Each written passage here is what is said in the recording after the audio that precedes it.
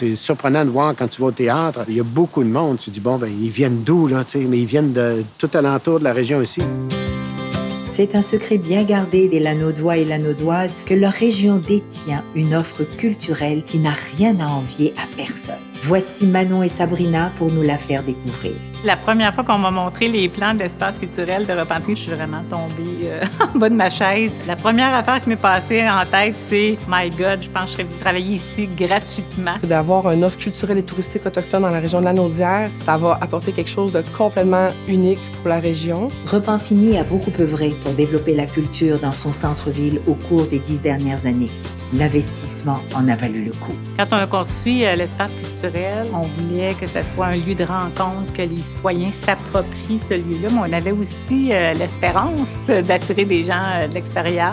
On a vraiment réussi ce pari-là. On se retrouve présentement au Centre d'art Diane Dufresne et aujourd'hui, c'est Richard Langevin qui présente l'exposition Continuum avec ses sculptures monumentales. Repentigny, c'est une ville qui est très proactive. Tout le secteur culturel, là, c'est des gens qui développent beaucoup. Quand on monte une exposition, on est super appuyés. Ils sont pas peureux, ils sont proactifs, puis amenez-en des projets. Là. L'été à Repentigny, c'est vraiment un feu roulant d'activités. Il y a des spectacles gratuits. On a plusieurs festivals aussi qui se déroulent. Il faut que tu sois presque malchanceux, en fait, pour venir à Repentigny puis qu'il se passe rien cet été.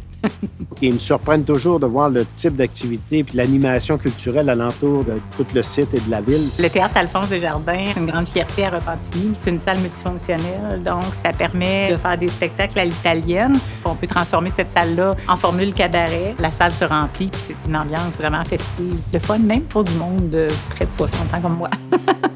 Un souffle d'ouverture à la culture des Premières Nations est apparu au Québec durant les dernières années. Les gens de Lanaudière contribuent à cet essor.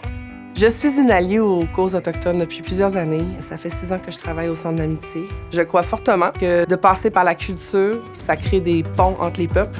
Le Centre d'amitié autochtone de Lanaudière vise à favoriser les conditions de vie des Autochtones en milieu urbain. Et mon rôle ici au CAL, dans le fond, c'est de promouvoir les cultures autochtones. De plus en plus, je vois une ouverture, que les gens ont plus envie de s'investir, à apprendre à connaître les peuples autochtones.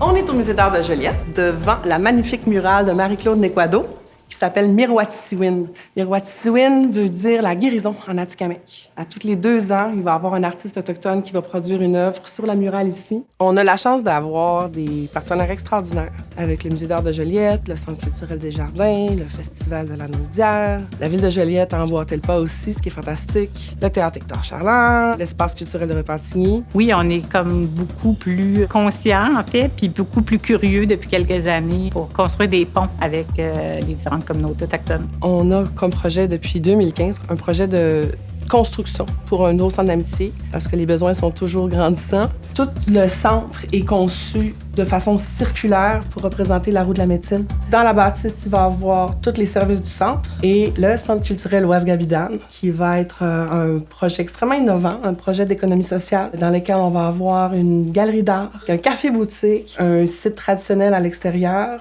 un lieu de diffusion pour les arts vivants et des salles pour faire des événements.